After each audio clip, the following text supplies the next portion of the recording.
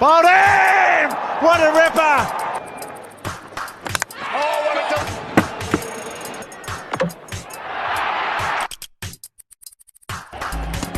Out.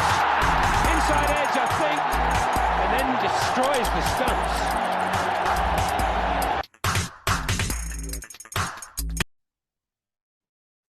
Hello, ladies and gentlemen. Thank you very much for your time. I hope you're safe wherever you are. Today, we're going to be talking about the South African T20 World Cup squad for the 2022 T20 World Cup. The T20 World Cup starts in about 2 weeks' time now. It's going to be held in Australia.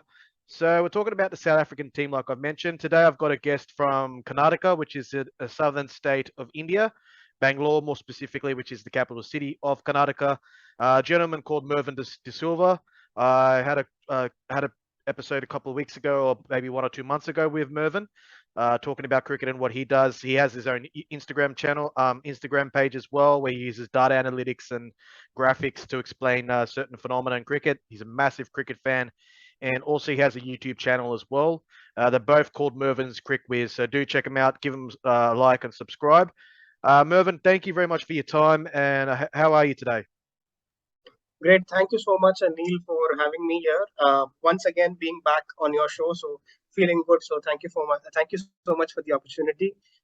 Just gearing up for the World Cup. We've just entered October and counting down the number of days. It's as you mentioned in the last time we connected, the days fly pretty quickly. Absolutely. I can't believe how this year's flowing, man. It's just insane. And the World Cup 2 weeks won't even, they'll just go by quickly without us even noticing. And Merwyn, thank you very much for joining today. So Merwyn, you also 3 months ago you mentioned to me earlier that you looked at the a few South African players in their T20 squad. Temba Bavuma, who's the captain of the current T20 squad. Aiden Markram as well, and another gentleman. I think it was Tabraiz Shamsi, who bowled superbly last year. He was initially the #1 T20 bowler in the world for a bit before Josh Hazlewood took over. But he is still one of the top spinners in the world, Tabraiz Shamsi, left-arm Chinaman spinner. And also, just yesterday or the day before, you released a video on Anrich Nortje, who's South Africa's fast bowler, big, tall guy, bowls really fast. How he's performed in T20s as well. So what do you think of this? So just from those videos as well, and just also what you've seen as well in recent times, what do you think of this South African T20 squad? No, so this is a really, any team which takes this particular South Africa team lightly is going to do it at their own peril, because this is a really solid squad. Batting in particular is got firepower all the way through. Amazing batting squad, good all-rounders in the form of Wayne Pretorius and Wayne Parnell. From the bowling side of things, I think they've got one of the better, or if not the best, pace seam attack in the form of Nokia, Rabada, Ngidi within their ranks, and I think Marco Jansen is if anybody gets injured, but he is also a brilliant replacement to have with the left arm as a variety. So it's a brilliant squad, and as you touched upon, Shamsi and Maharaj would also be there in terms of spin, although one of them would probably get a place in the playing 11 playing in Australia, and Shamsi would definitely get that pick straight away. So it's a brilliant team, can upset anybody. They've had a brilliant time in the last couple of years. They've won 60% of their games. 21 out of 35 games they've won last year. So it's a team that can upset anybody on any day. So in the group that they are slotted in the Super 12s, the teams need to watch out for them. 100%. And speaking of the Super 12s, India are in that group. It's Group 2 of the Super 12s. India, Pakistan, and Bangladesh definitely have to watch out for them. And then I think Sri Lanka might go in is it the Group A winner that goes for the group that goes into Group 2? Yeah, I think possibly. Yeah. Sri Lanka would go, probably Zimbabwe, possibly. So if it's from group, Sri Lanka is definitely a sure shot, a hot contender to qualify in the Super 12. Yeah, well, that group's going to be really tough. If Sri Lanka qualified, then that group's going to be interesting.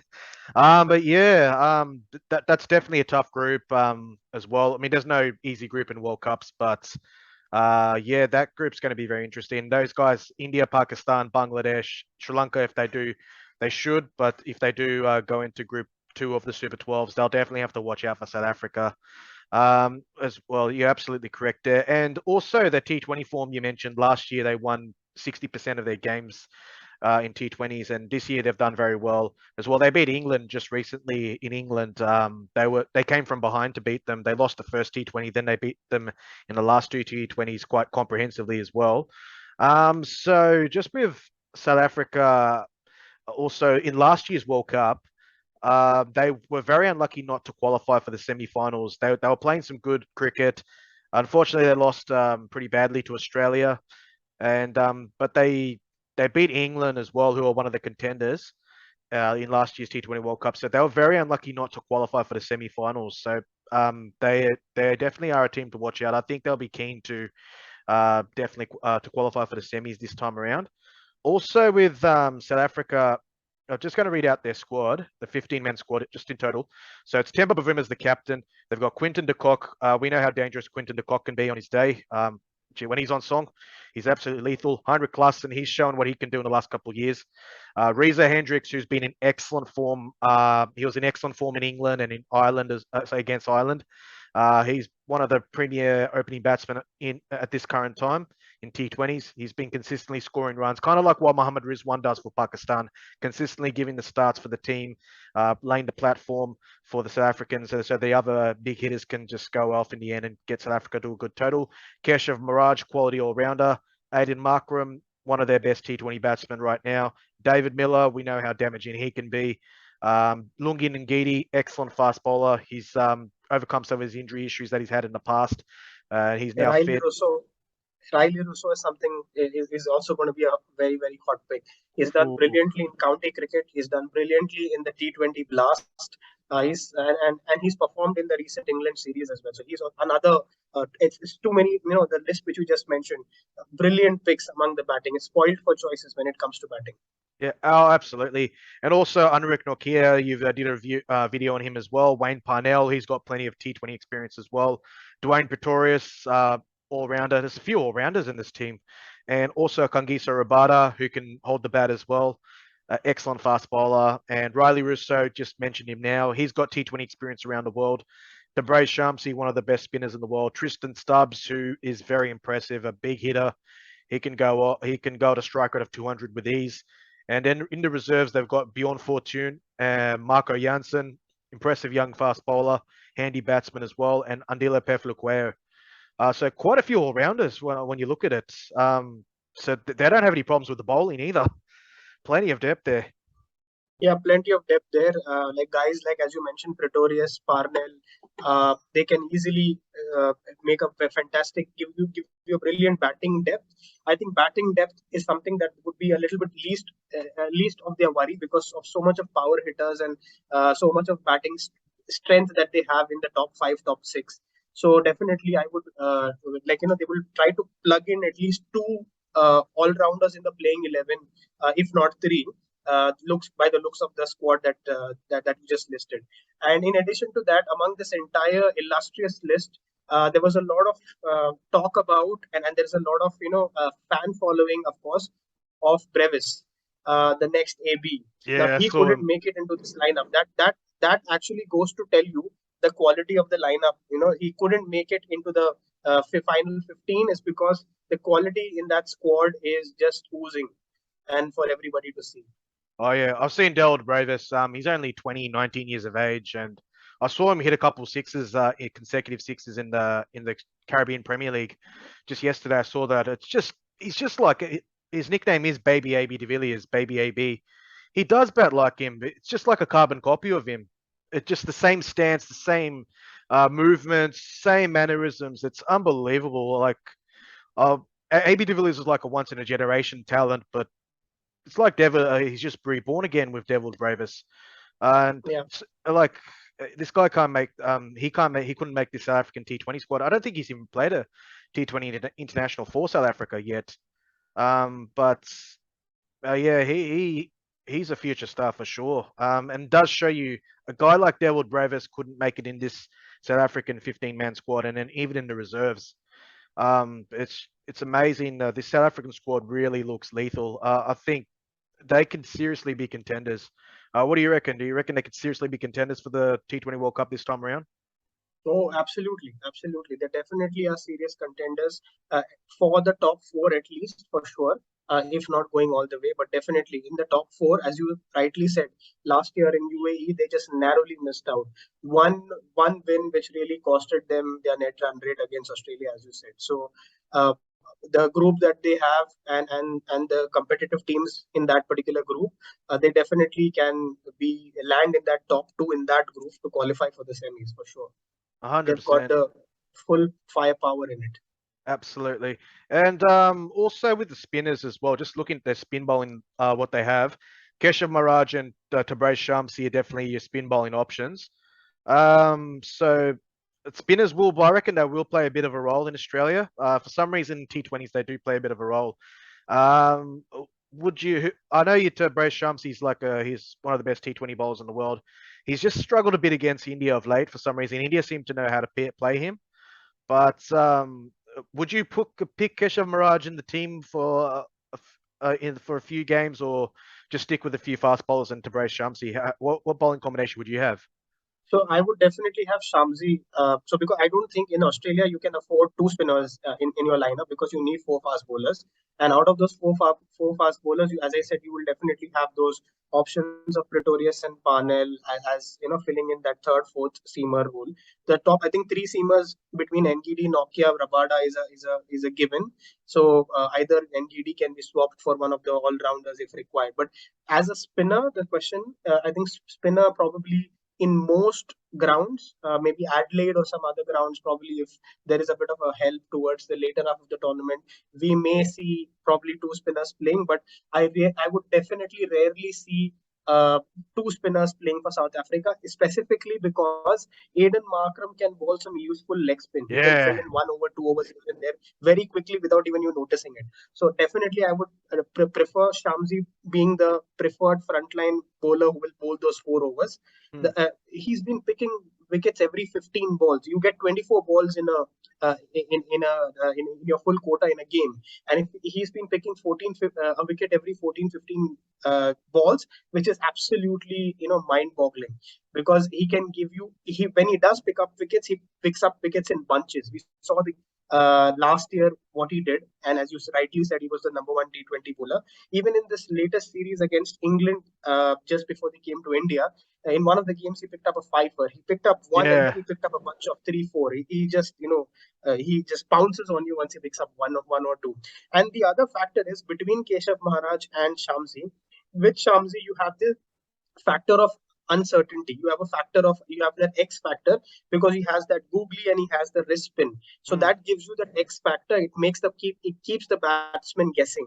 With Keshav 100%. Maharaj, he's a standard left arm spinner, a brilliant spinner in Test and ODI format. But from when it comes to T20, he can be targeted from time to time. So definitely, preferred choice would be Shamsi in the playing 11 with that X factor, with whatever he's done in the recent past, and with the fact that he picks up wickets in bunches. Absolutely. Oh yeah, absolutely. Just like in the England series, I saw that he got hammered in the first game, where South Africa lost quite comprehensively, but he came back so well in the last two T20s. Seems to be a guy who performs really well when he's under a bit of pressure as well, and a bit of a feisty character as well. He's very loud in the celebrations. He likes to celebrate his wickets. Most bowlers do. Kind of reminds me of Imran Tahir, former South African leg spinner. Remember Imran Tahir used to go off with that run? Yeah, yeah, a marathon run. I mean, Shamsi is one thing that stands out is that one of his brilliant celebrations in one of the CPL games, not this year, I think probably a year or two back, where he started his magician tricks. He removed something from his pocket. It was a stick, and the stick became like a total magic trick. It was unbelievable. So yeah, he's known for his celebration. He picks up his boot, dials Oh as my if he's picked gosh. up a phone. So he does amazing amount of things. He's entertainment for sure. Yeah. You need those characters in the T20 World Cup. It kind of reminds me of Chris Gale. These guys were like entertainers. They're fun people to have. Tabraiz Shamsi, definitely a huge factor for South Africa in this World Cup. And he'll be a guy to watch out for. Also, just with their bowling lineup, plenty of depth in their fast bowling. What would for me, I would probably just go Rabada, Nokia, and maybe Ngidi as the three frontline pacers. Or if they want like the all rounders, they can have them just as extra batting. But How would you go about that? What would you have as their three options or two or three options as the main fast bowlers, out and out fast bowlers? Because they've got some So options out and there. out, yeah, absolutely. So what you said is exactly what I think South Africa would like to go with in most of the games. Probably they might have a different strategy depending upon which opposition and which ground they are playing in. But in most cases, I would definitely see Rabada, Nokia, and Giddy as your three seamers. And then as a fourth seamer, you can either pick Wayne Parnell or Wayne Pretorius. For both of them, what we have seen in the recent history is that both of these all-rounders have been given a specific assigned role to bowl a couple of overs or at least one over in the death overs towards the last 5 overs. Yep. So and Pretorius does it quite well along with Rabada and the other guys. So probably one all-rounder and then these three seamers, or probably if they want to strengthen the batting, they can go with two all-rounders, three seamers. They can play around. They have got so much of batting depth and so many all-rounders. All-rounders give you that luxury of playing around and tinkering around. So yeah, 100%. if they have a kind of a rocky start with their batting or somewhere, probably in the following games in the rest of the group, they might want to tinker around. But otherwise, I think they would stick to their formula that has worked with them quite well and with the depth that they have. Absolutely. Just one maybe concern, I reckon. You mentioned it earlier before the episode. Temba Bavuma in T20s. ODIs, he's a fine batsman in ODIs. He's the captain of the team, so he's been selected. That it is what it is. But his form in T20s, you mentioned a bit about it earlier. Would you like to explain that? Like, there is a bit of concern about him in the T20 squad for South Africa if he does fit Yes, in. absolutely. The management and Babuma himself, they need to kind of figure out what his role would be. He has mostly batted in the top order. He's opened or he's come at number three, etc. So he basically somewhere around 2020, 2019, he had one very big and one very standout amazing series, which was way back in mid 2020 against England, where he was striking at 153. That is by far the best performance in a series for Temba Bavuma in T20 internationals. Hmm. If you just ignore that, or if you just keep that aside for a moment, everything else he has been striking around 120, 130, which is 130 is quite decent, but at that, I mean, the kind of firepower that you have and the kind of squad that you have, he needs to do lot better. Like you mentioned, Reza Hendricks, you have Quinton de Kock, you will have Riley Russo within that top three, top four batting lineup. So if you have guys striking at much more higher strike rate and a much more explosive batsman, Temba Bavuma needs to up his game and he needs to basically show that he belongs there, because at the 100%. moment he's picked as a captain. It really, I mean, he really needs to justify that. Yeah, true. Absolutely. Because like you mentioned, they could definitely go with De Kock and another batsman to open it. Even Markram can open, or Klaassen. They could try Klaassen. They could try Russo as well. They've got so many. Yes, Reza Hendricks as well. so They many could go. options. They've got De Kock, Quinton De Kock who can open, and Reza Hendricks. So, and then I don't know if Timber Bavuma would fit in the middle order at all because they've got so much firepower to choose from. And you want as many runs as you can. You want to maximize on those moments in T20s, especially towards the end. If you have guys like Tristan Stubbs who can absolutely hit the ball out of the park, amazing strength that guy has. He's a guy to watch out for sure. And then Dwayne Pretorius, we know how dangerous he can be. David Miller, all these guys, like big hitters. I don't know if he really fits in the middle order or like top order. It's just, yeah, there's a bit of a question mark on Temba Bavuma if he actually does fit in the team or not. But Tristan Stubbs, your thoughts on him? I've been impressed with this guy. He's really highly rated in South Africa. He's got a bit of a reputation around the world in some T20 leagues that he's played in as a big hitter. What are your thoughts on Tristan Stubbs? So both Stubbs and Brevis, I think they come across as natural talents. They've come across the ranks. They've played pretty decent amount of junior cricket. They've played under 19 cricket, and within the junior setup of South Africa, they have been clearly being spotted as some players who stand out. When you have Rohit Sharma coming in at the age of 18, 19, 20, they knew that this is a special talent coming in. Or same goes with Virat Kohli. So when you have these young guys coming in, they easily get spotted and they are easily noticeable that these are the guys who can be the future. Natural stroke makers, some of the 230, 240 strike rate which Stubbs gets into, without making a fuss. And you talked about Brevis as well, with the kind of shot making and the stance and the mannerisms and the ease at which he can lift the scoring rate without without stretching themselves. Now, when we just spoke about Bavuma a few minutes back, Bavuma for Bavuma to be scoring at 170, he would really have to come out of his natural demeanor and natural methodology and natural mannerisms to be able to strike the ball at 170. With Stubbs and with Brevis, you will definitely not have to do that. That's their natural way of playing with a lot of ease and with a lot of good to watch. You will see results coming in with effortless ease for both of them. Yeah. Oh, look, absolutely.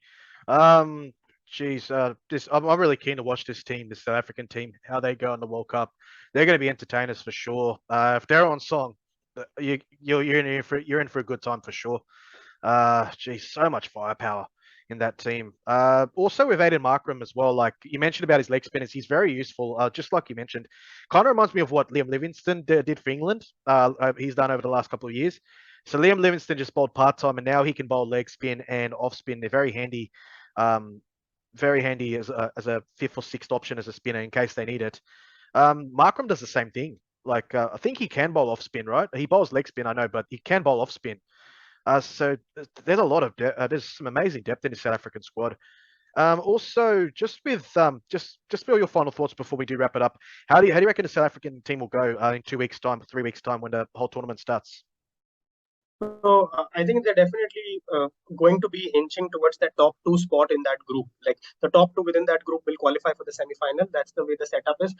I would be very, very surprised. And South African fans and the South African management and team themselves would find itself very, very disappointed if they don't finish in the top two in that group. I think they are definitely very, very strong contenders to get into the semi-final at least for sure, with the kind of team that they have.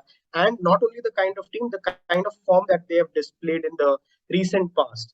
With the players coming in, etc. So they will be really disappointed to not finish in the top two, and they would want to look at the net run rate feature, which really stopped them progressing last year in UAE, and look at that particular aspect of it very, very closely, because it's going to be a net run rate game for a lot of these teams 100%. who would want to finish into the top two, and they might have level points with the other teams in the ranking. Absolutely, yeah. Your net run rate's definitely going to be a big factor. Both groups, any group, to be honest, even the first round as well. This tournament has the potential to be one of the classics. It's going to be the 8th edition of the T20 World Cup. There's already been some history with T20 World Cups. Been some great moments over the years, as well. So 2 weeks time, man, cricket, it's going to be fun. But yeah, I really can't wait either. I'm just keen, like a cricket, like a little young cricket fan, just so eager and excited. Anyways, Merwyn, but thank you very much for joining us today. Really enjoyed the chat. Got some depth analysis, depth in analysing the South African T20 squad, and we've come to the conclusion this team is really it looks like a contender for the T20 World Cup for sure this time around. Can they break the jinx, the South African jinx that they have at ICC tournaments? We'll have to wait and see. I reckon they have the capabilities to do it this time around. But yeah, let's see what happens. Anyways, guys, thank you very much for your time. Stay safe wherever you are. Thank you, Merwyn, once again for joining us. Until next time, it's bye for now. And thanks, Merwyn. And until next time, it's bye for now, and we are out.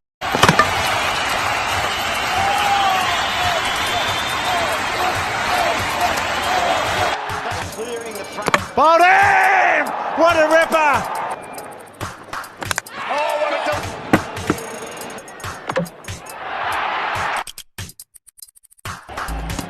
Out. Inside edge, I think.